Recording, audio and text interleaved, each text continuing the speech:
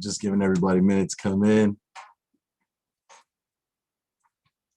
Just want to say hi. My name is Alicio Shorty. Before we begin, obviously what's on our minds, I just want to say condolences to friends and family down in San Jose, the tragedy that happened this morning. I mean, we're all in Northern California, so I know we all felt a little something when we heard the news. So definitely just want to say our condolences and our thoughts and prayers are with those people that lost somebody this morning. So hi, how's it going? Welcome friends, colleagues, partners of CalCenter and the entire community to the Youth Matters Showcase. Now, before we begin the program, we'd like to first acknowledge the land that we stand on and the indigenous people that are the original stewards of this land in order to shift the narrative here in the US to allow for healing to take place.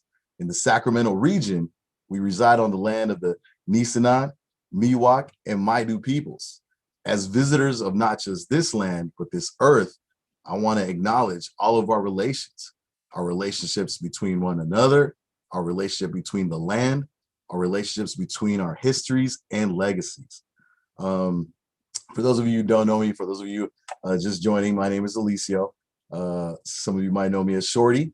I do work at iHeartRadio right now, currently at B101.1 Sacramento, and also out here in Florida in Fort Myers. I got my start in radio back in San Francisco, 106 KMEL, and kind of made my way through Sacramento, worked there for like, a decade, and then out here in Florida. Now I'm bi-coastal, so I'm looking forward to seeing everybody when I go back to Sacramento and visit home. And, working in radio, like one of the big things a lot of people ask me is like, have you met anybody famous or anything? And when I was an intern, like back in the day, like even Tupac and Biggie were alive and in the studio, and, got to meet, Beyonce, Destiny's Child, Aaliyah, some of the greats, Jay-Z's, Nas, J. Cole, and Post Malone's and all that, The Weeknd. But that's not the cool part about what we do for radio. Actually, a lot of people don't know that the purpose of radio is to serve the community. The only reason why we have FCC licenses is to be a voice for the community. So it is like definitely an honor that I'm here servicing Sacramento and the community that I've spent so much time in, and this is great. I love it. So I want to give you a quick rundown of who the CalCenter is and what they do. So as many of you already know, CalCenter has been California's premier youth civic engagement and leadership development organization for the past 40 years. It's very impressive. So that's right, CalCenter is celebrating their 40-year anniversary. They provide free hands-on civic education programs so that students can get involved in the political process. So now more than ever, they need your support to ensure that the next generation is ready to tackle some of our most pressing issues like gender, racial equality, climate change, voter participation, and the right to a quality and balanced education. So our goal as a community is to ensure that CalCenter can do this work for the next 40 years. So tonight's theme is Youth Matters. But at CalCenter, every day, it's just not a theme, but a central part of what they do, like their work. So we understand that all of our experiences hold knowledge and give insight on how we can engage better as people.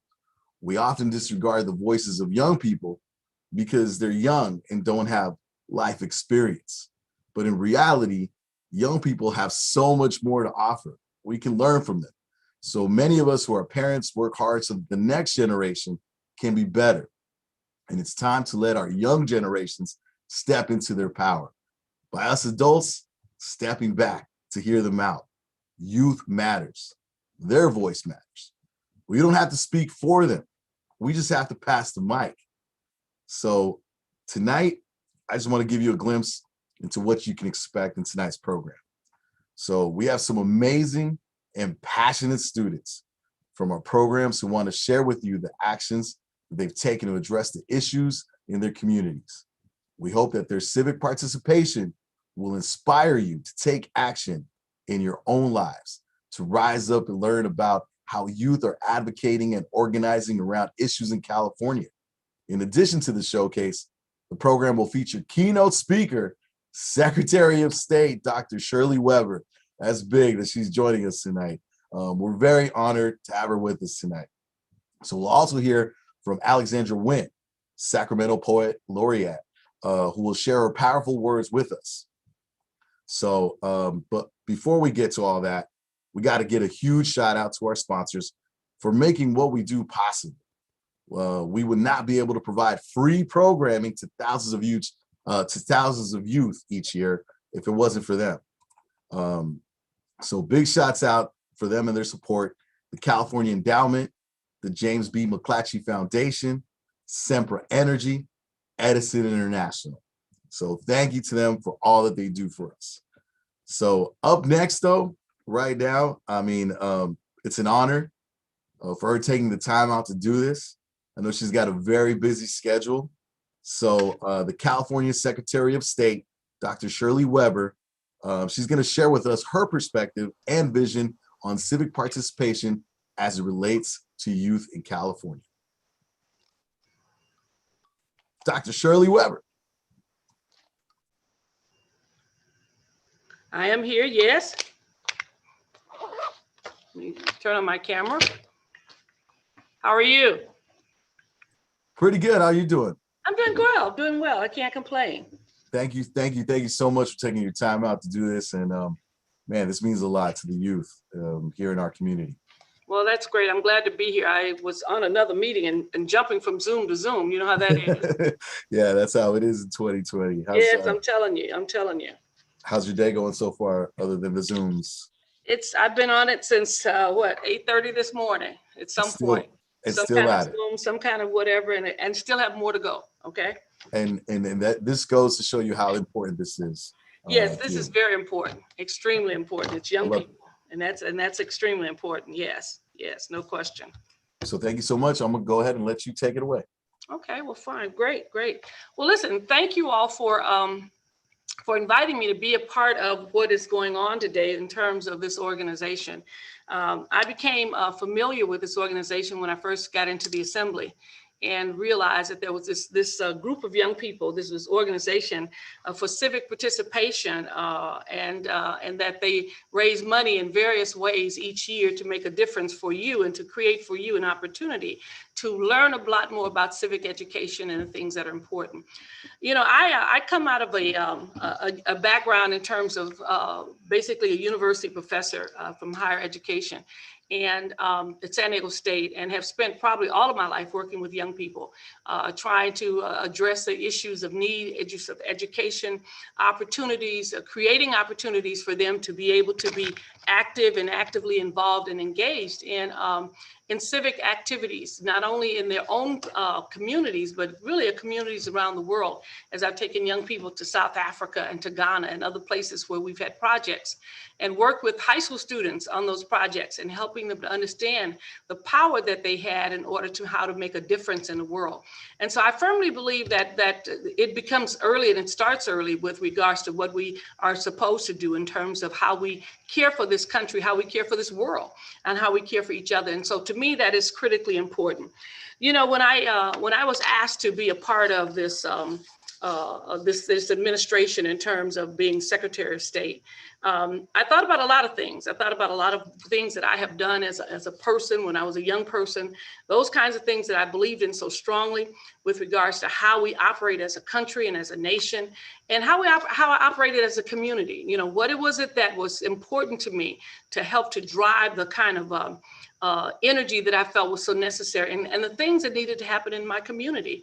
You know, I was raised not in a neighborhood of privilege, as some folks have read my bio and know that I was in Hope, Arkansas, with my family was sharecroppers, which is some of the poorest people in the world. And in coming to California, you know, a portion of my life I lived in the projects in the pueblos of Los Angeles, which is a housing project. And yet, despite those kinds of challenges, my family had a strong belief that in education, a strong belief in civic engagement, and strong belief that when there's a problem in the world and you have some ability, whatever it may be, to help solve it, that you had a responsibility to do likewise. And so despite the challenges I faced as a young person in terms of economics, I had a very rich engagement in activities in my community and in my church, and I always had a sense that I had to leave the world better than I found it, and that whatever was given to me was somewhat of a gift of life, a gift of family, a gift of opportunity, and that I should take that and multiply it in every step, in every aspect of the word, that I should multiply it. And so when I began to talk about what this job means to me in terms of being Secretary of State, I immediately think about the potential that we have to really enlighten young people and to create such an enormous sense of opportunity for young people to not just be seen as the future, but to be seen as the now. You know, that you don't have to wait until you become, quote, an adult in 21 or 25, whatever magic age it is, that you can actually move and change the world right now. And I see that as I travel around the world when I deal with young people in various places in South Africa and all those kinds of places. I see young people taking life by its hand and really pushing the agenda with regards to their friends and their neighbors and those kinds of things. I mean, I still work with some programs that are in Cliptown. And it's really interesting because those young people decided that what they needed was tutoring and help and support. And they've developed a whole system of helping each other that now has actually gone worldwide. And they come sometimes to the States to raise funds and do things because they had decided that it's no longer acceptable to complain about your family or complain about the conditions you were in, or to look for those who are older to always have all the solutions. They themselves began to do that. And so it becomes important as we talk about responsibility. And as I look at where we are, particularly, my concern at this point is in civic education with regards to politics, in regards to voting rights and those kinds of things. We have to become very astute and aware of the fact that this is a profound opportunity to be able to register to vote at 16, to vote at 18, to have some input in who becomes the leaders in your community, to really be seen by your mayor and your assembly members and others as really an active member of a community, that you have a voice and you plan to not only to use that voice, but to perfect that voice to become something excellent. And so it's been exciting for me to watch a lot of young people, particularly in San Diego where I live, to see these young people who have taken charge, who've taken over, who've begun to, there's a hip hop 5K group that really raises money. And when we got into the pandemic, it was interesting. They became the major folks able to provide food for so many in our community. And because they were young and they had energy, and many of our older folks were kind of afraid to go out, but they had money and they had resources in their churches. And so the older folks would gather the food together and get it together for the young people who could then handle the cars going by and all those things to make really a chain of support that transcended age groupings and those kinds of things. And so it really said to our young people, there's a significant role for you to play in this community, always a significant role to basically fill in those gaps where we have gaps all the time, whether it's gaps of age or gaps of resources, to fill in those gaps and to really make a difference. And so this group began to work, and they continue to work. And it's interesting, they have worked so hard. They have such tremendous respect from the mayor. When they call me for things that they need or they're missing certain resources, I do my best to get it to them, whether it's money, whether it's food, whatever it may be, because they have developed a resource and a reason for existing in our community that's so critically important. They've also become involved now in voting rights and making sure that everyone has a right to vote, making sure that everyone is registered to vote, and that they then participate in helping people get to the polls if they want to vote in person, or make sure they know how to vote by mail and those kinds of things. And that's really when we start talking about civic engagement, civic participation, there's so many things in our community that you have the ability to do because you're young and you're innovative and all those kinds of things. And sometimes young people say, well, we don't have any money, we don't have this, we don't have that. You may not have those resources, but there are those who have those resources that would fund and support your energy and the kinds of things that you do each and every day. I just simply wanted to encourage you to understand that, and as I talk to young people, people, we often say you're the future. I argue you're the now. You're not the future, you're the now. Because if we don't do what's right now, there may not be much of a future for many of us. But the fact that you are the now, you are the young people who have the energy, the vision, the hard work to basically couple that with the wisdom of our elders and others and really, really make a significant contribution to society as it exists. I'm optimistic that as we're going to engage in some activities in the Secretary of State's office, and I hope you'll participate in them. We want to do some things to help young people understand what it is, what voting rights are, and what their role is in the state, and how the things that are happening can have an adverse effect or a positive effect upon their life. That they need to understand the history upon which this country was built, and why democracies are important, why voting is important. You need to understand all those things, because without that level of knowledge, you may miss out on something very significant with regards to what this country has to offer. You know, my generation had the good fortune and the misfortune at the same time of being engaged in the civil rights struggle, and being engaged in the voting rights struggle, and being engaged in the struggle for quality education. And we can go on and on and on, because you're talking about the movement of the civil rights and the Black Power movement and all those movements. And you need to understand that. You need to study those movements. You need to understand them, because to not understand them doesn't help you to become strong. Because what we discover so often is that history has a tendency to repeat itself when you don't understand the history itself. When you don't really have a good working knowledge of what that history is, that history has a tendency to repeat itself and to weaken you in the process.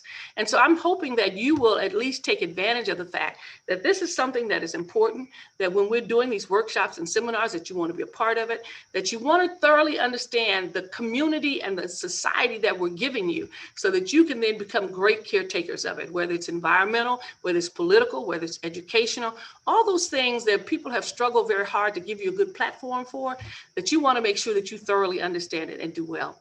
So I just simply came by today to let you know that I'm always excited when I see young people, when I see them wanting to talk about civic engagement and taking responsibility for their community, because it's not just being involved, it's also being responsible and careful in handling our community. But most importantly, I wanted you to know that while everybody tells you you are the future, and there's no question that you probably have greater future than most of us older folks who are here now, but I want you to know that you're not the future, you are the now.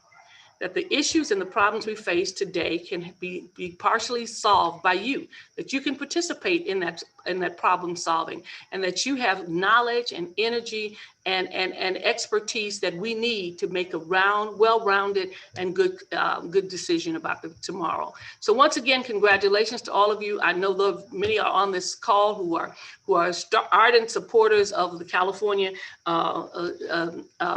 your Center for Civic Engagement.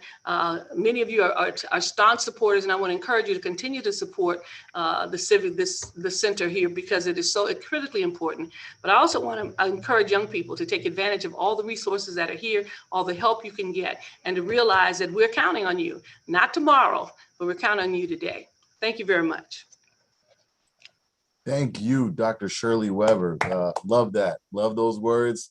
I love what you said, that they're the now. I love that. Love that. Thank you so much. That's huge for her to take a time out of her day. You know, this past year has proven to the nation that young people are ready and willing to get involved. CalCenter does not, CalCenter does the important work of mentoring youth to help them lead positive change in their community. Tonight, we will hear from 3 groups of youth who have worked for months on a social action project that is truly youth-led and organized, and was supported by CalCenter adults. Each group identified an issue they are passionate about and figured out a way to address it in order to make positive impact for our communities. We talked about passing the mic to young people earlier, so without further ado, here's our first group of young folks sharing their work tonight.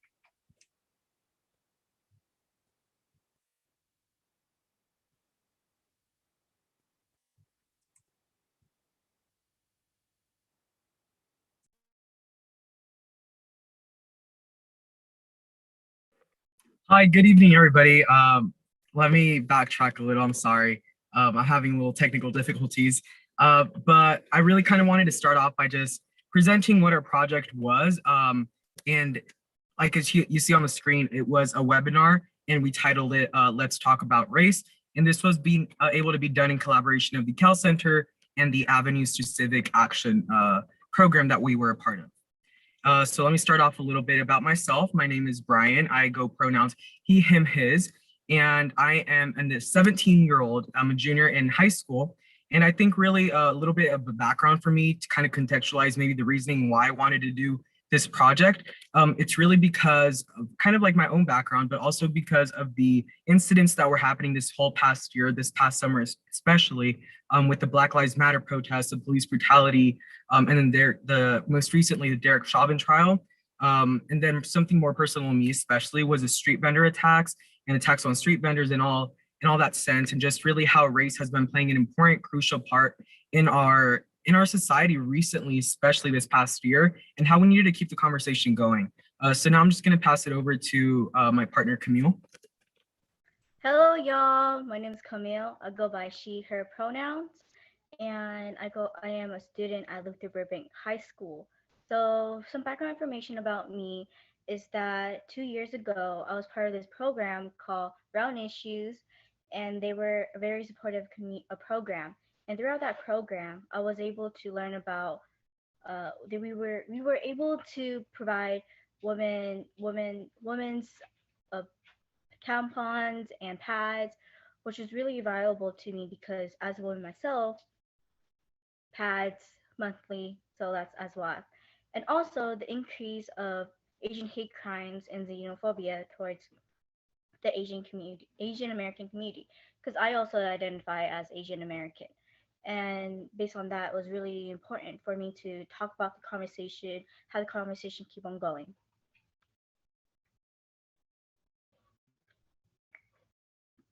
What was the problem? The problem was that conversation wasn't continuing productively and division of the conversations, and then the need to address the racial issues.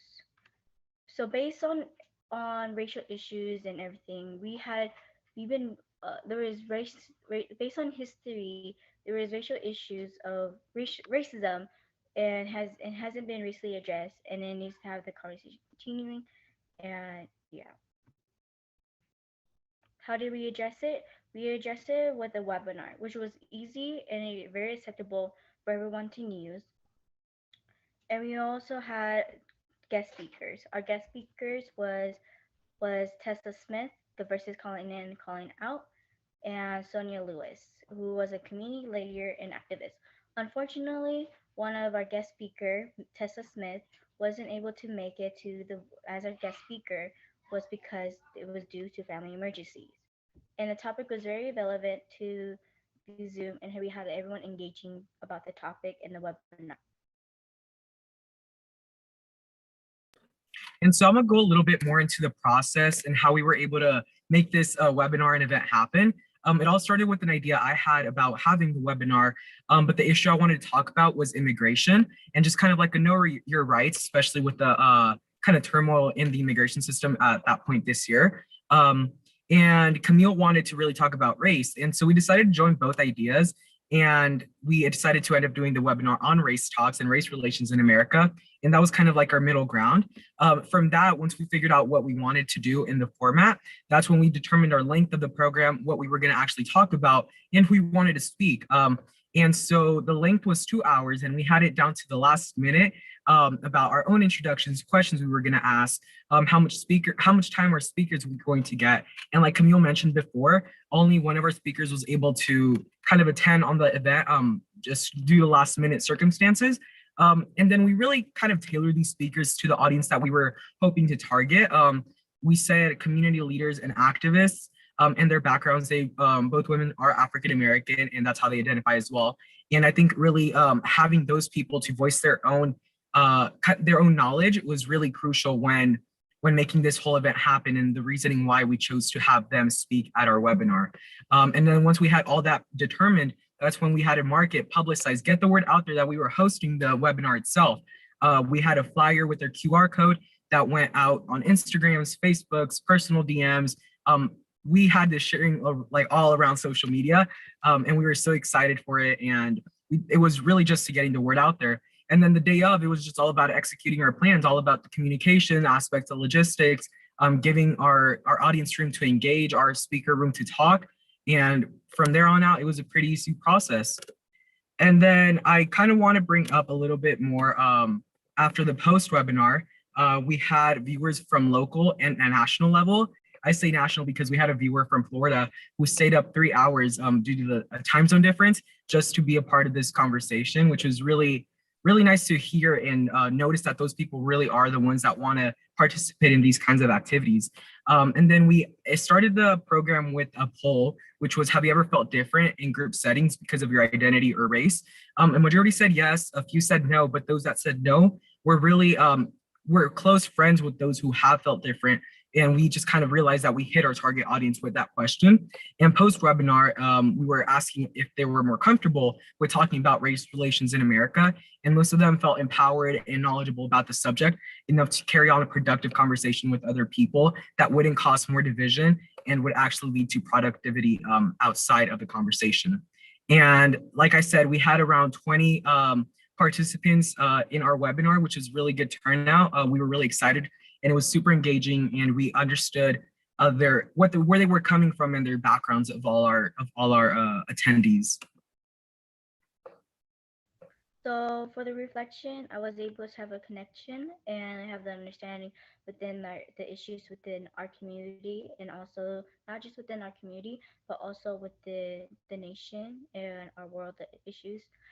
For me, was really important for me was the two terms cultural appropriation and cultural appreciation, because those two terms are been thrown out through social media, and that was really like, to me personally, it was very confusing. So that's why, and one of our guest speaker was able to communicate and say that those two terms are different and how they are.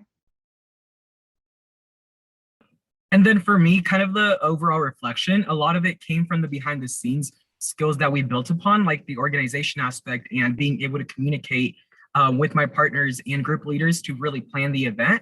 And so that's really what I learned from that. But as a whole, I think really the power of our youth and how we realize the power we have within. And that's really what we kind of wanted to reciprocate across with our own webinar, that we have the power, we are the next generation up, we are the ones that are going to create change, and we are the future leaders of this country.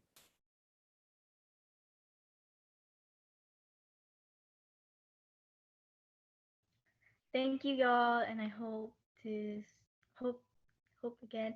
And thank you. And then group two will be right next up. Thank you. Bye.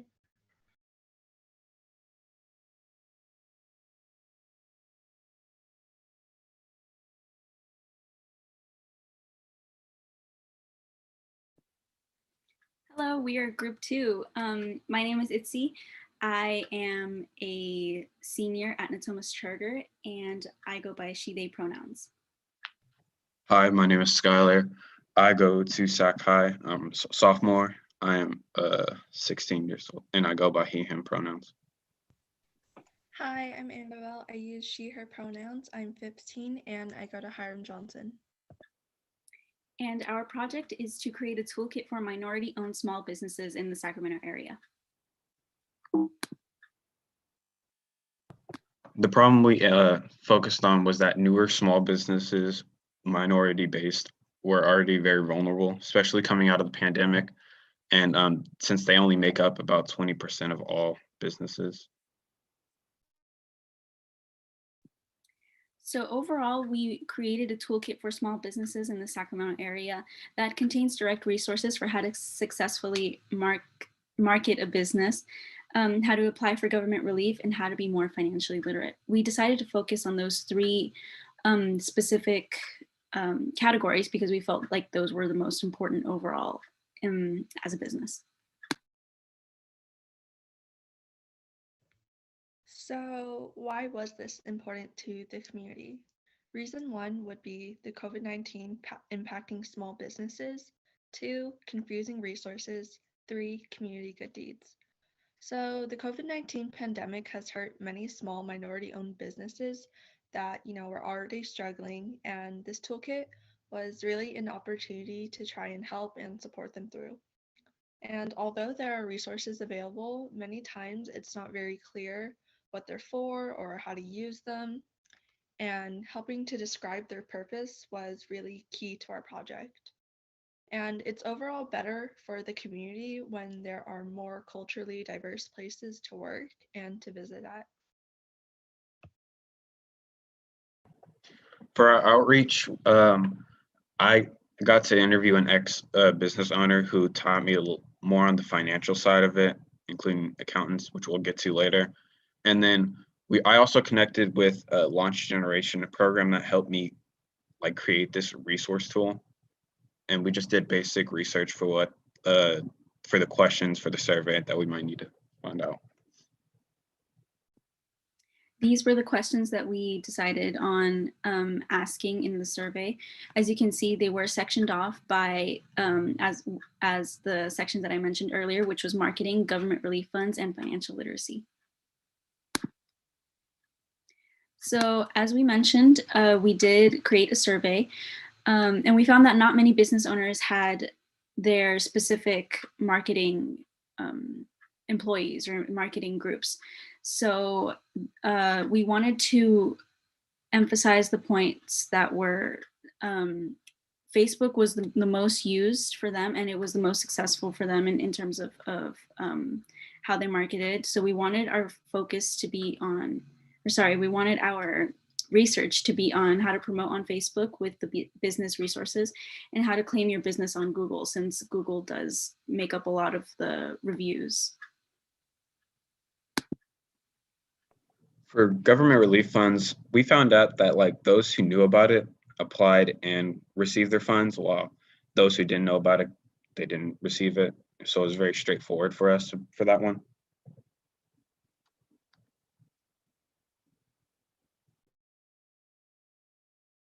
And then for our financial literacy, we found out that like not a lot of people, they didn't really hit their goals. They either went under or over budget.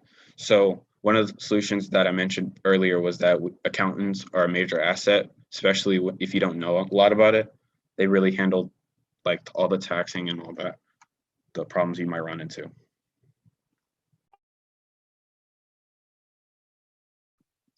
So as you can see, we've come a really long way since the beginning of our project. It started off with just Skylar's idea, and from there it really just progressed into being a very specific project. So we started off with survey, with like the idea of a survey. We knew we wanted to get into direct contact with businesses to see exactly what their needs were and how we could help them. What was our role going to be?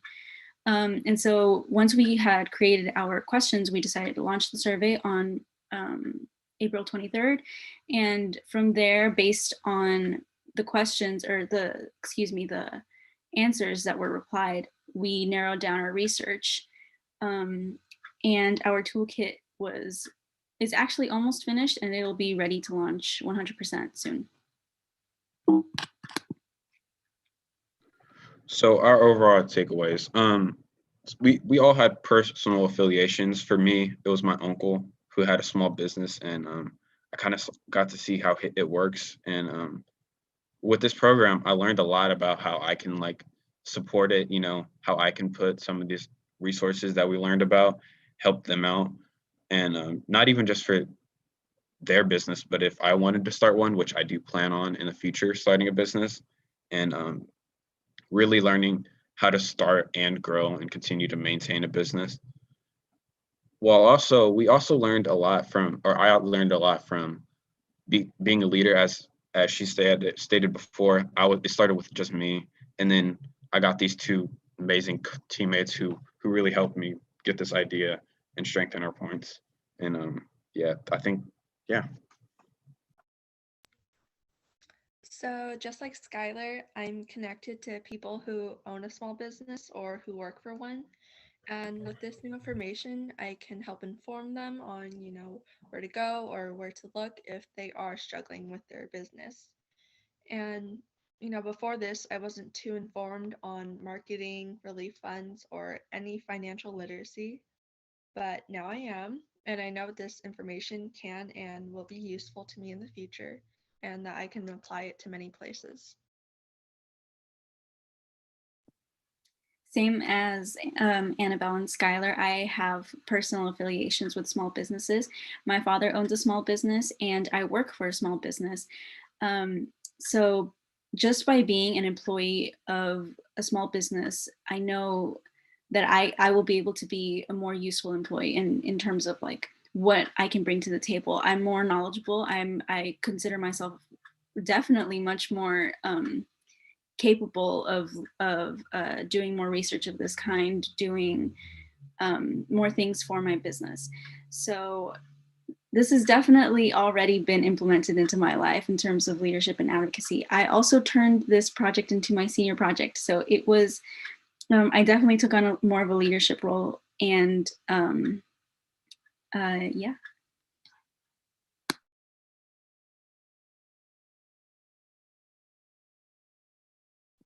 Thank you so much. We have our upcoming last group.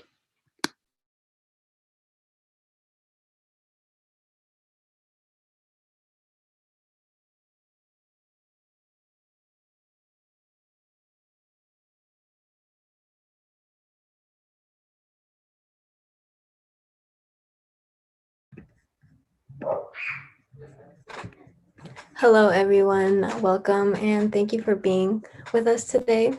Today, with two other partners, I will be presenting on growing green sustainable schools. And this project was in partnership with the California Center for Civic Participation and CalRecycle. I would first like to introduce myself. My name is Monica, and I am from the Sacramento Community District 8. And I am a first-year undergraduate student at UC Davis, studying ecological management and restoration, which was why I joined this project. I'm really passionate about the environment and conserving it. And from 2019 to 2020, I served as a student board member for the Twin Rivers Unified School District. Hello, my name is Jade. I'm a freshman scholar at Ennicom High School, and I'm from Sacramento, California, District 1. And I am passionate about protecting our environment and addressing issues. And also, I want to pursue a career in the science field.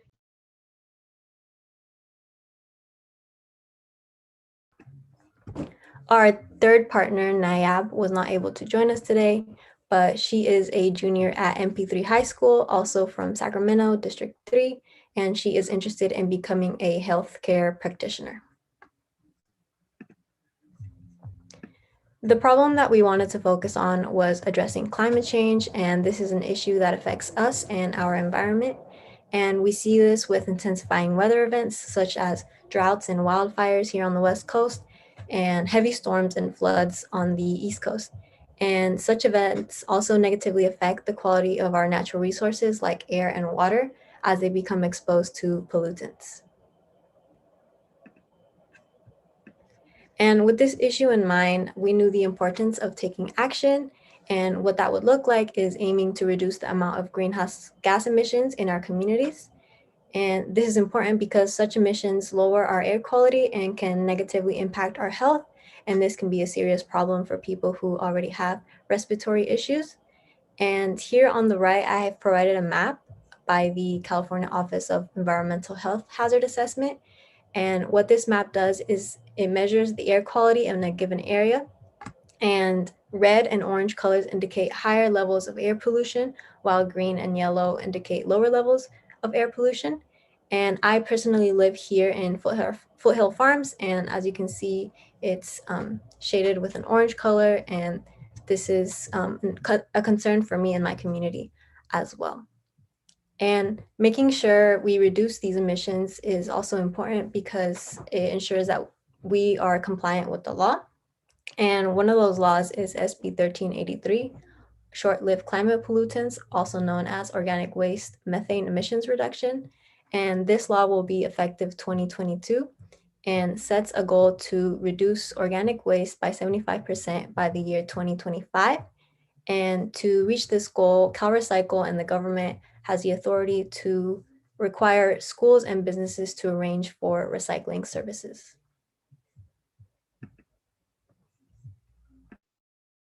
So what did we decide to do as youth? So we worked within our school districts in compliance to the law to create change. And we did this by reframing the school system by advocating amongst our peers and staff in order to pursue a goal to end food waste, because the problem at our schools was that there was food being wasted that can be recovered and materials that are being wasted that can be reduced, reused, and recycled. So we thought we could pursue a goal of having a greener and more sustainable environment.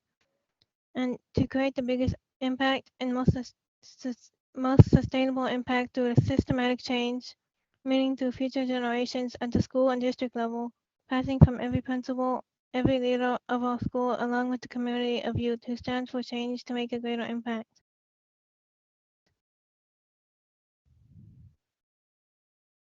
So we decided to make food waste policies, and these policies address solutions in regards to food waste being generated.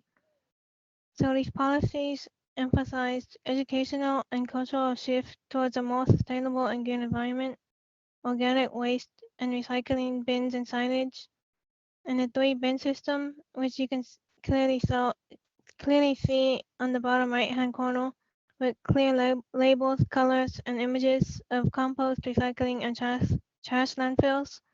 And also, we will have audits with haulers that annually check these bins and measure progress towards reducing landfill disposal, eventually reaching 100% diversion. And diversion means that food doesn't go to the landfills, and more recycling, which means more sustainability of the world to protect future generations to come and the environment they live in.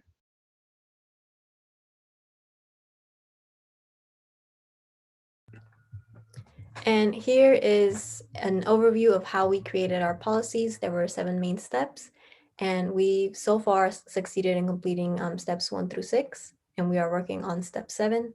So the first step was to address the problem, which was wastefulness at our schools and how it contributes to climate change. Step 2 was to create an overview for each of our schools by looking at how food services and waste management was arranged. Third step was to research current legislation such as SB 1383 and any environmental policy which we could use in our own policy. Number 4 was to write the policy, and that required defining any critical terms and including the legislation that schools had to follow, as well as citing our sources. The 5th was to strategize how to deliver our policy and push it forward. Step 6 was to create a presentation to give to decision makers in our schools or districts. And step 7 is to get our policy passed and implemented within our schools. I am currently in the process of meeting with the Twin Rivers District. So far, I've had 2 meetings where I've presented my policy, and we are making plans to present it to the school board sometime in June. Jade is currently in contact with her district, and Nayab is currently in contact with her principal.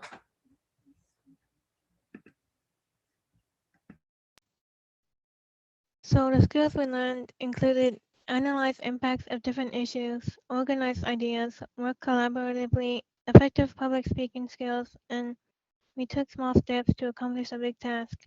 The opponents of these skills helped us to take initiative and raise our voice about an issue that we identified. In the impact, we will take what we learned through this project and use it in the future for similar purposes. So what I learned personally was that I learned about existing environmental policies and issues, how to create and format my own policy, how to address environmental issues, how to organize and analyze ideas to know these issues and the impact we make, how to be a leader and use voice to the community and be able to address an issue to make change. And this project impacted me greatly because it made me realize how I could address environmental problems and make laws that supported me, along with Cowie Cycle, who helped me make a policy to address the importance of reducing waste.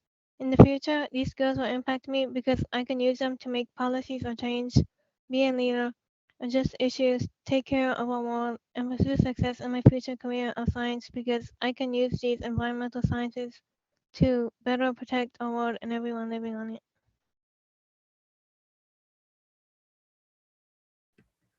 One of the skills I learned was to communicate effectively with important figures. At first, in the beginning, it was difficult to contact any district employees because I wasn't sure who to contact, or sometimes they just wouldn't respond.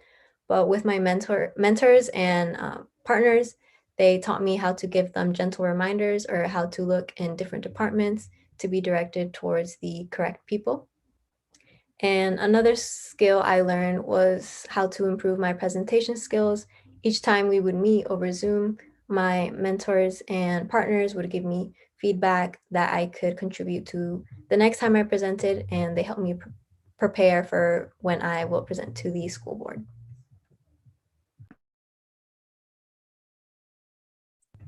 We thank you very much for listening to us today, and we hope that you consider giving a donation to this organization so they can continue helping students like us. Thank you. Amazing. Great job, all the three groups. Big shout out to Brian and Camille, Group 1. Great presentation, loved it. Group 2, Annabelle, Itzy, Skylar, the small business. I mean, I too have some friends that have small business in Sacramento, so I love what you guys did with that. And Group 3, you just heard right there about the environment. I mean, it's so important. Monica and Jade, amazing job. So salute to all three groups. Thank you so much. Man, we're moving right along. This is great. And another youth right here that's doing a lot of noise, the SAC Youth Poet Laureate, Alexandra Nguyen. She's an 18-year-old Vietnamese American poet from Sacramento. She's one of Sacramento's 2020 Youth Poet Laureates and is the Western Regional Ambassador for the United States. And just last week, congratulations, she became the new National Youth Poet Laureate. As a second-generation individual, Alexandra employs poetry as a tool of self-reclamation and social justice for marginalized communities. This fall, she will be a freshman at Stanford University, where she aims to combine her passions for creative writing, science, and civic engagement. Take it away, Alexandra Nguyen. Thank you so much for having me today. I will be performing a poem called Inheritance, which is something that I wrote during quarantine as a way to really ground myself in my reality, but also find a way forward that's based in hope. These days, I welcome the silence, feel the earth hold me. Even in the absence of sound, I am still listening to all the stories still called fiction. I carve them on the pavement so you may know which way is home, or else I let the noise be noise and do not use obligation as distraction. I am not appliance, no domestic creature meant to serve. I am a person. I am a person. There is a word for how I feel, and I am not afraid to know its name. My mind is not a prison, but a prism, and I have learned that shadows are a given in the presence of unspeakable light. And my days are not tallied, though they are numbered, so I count my kindnesses and say love more than goodbye. I count my meals instead of the weight I carry. I carry what is useful forward. A few things I've gathered. Socks are still socks, even if mismatched. Everything I was told about a clean room was true. You can still see a smile under a mask. The way I speak to myself is the way I speak to you. I should unmute myself more often. I need water more than I recall. The people in this room can also smile. The people in this room are also people. Even as I untether myself from this built world, I know I exist. The battles continue where my feet stand. I need no pictures to prove it. The celebrations live inside my bloodline. I need no ribbon to prove it. I am already a triumph. Every day I breathe, and years from now, when I become ancestor, I will tell them all about the courage of distance, how we learn to hold space instead of hands. I will tell them about the color of courage, how loss echoed through an entire generation and the children became teachers, learned love is not defined by age. I will tell them of this land we ripped from a people we can never repay, but we will try and try. I will tell them about the way a footstep can be felt on the other side of the planet. So mind your soul, move only in truth. You have inherited this silence. Now make it sing. Thank you.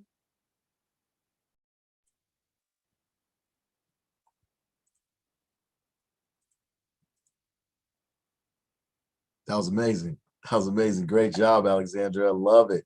Love it. Love it. Love it. Love it. So look, before we log off, we just want to give one more big thank you to all of our sponsors for their unwavering support in such an incredible and important year, the 2021 cycle.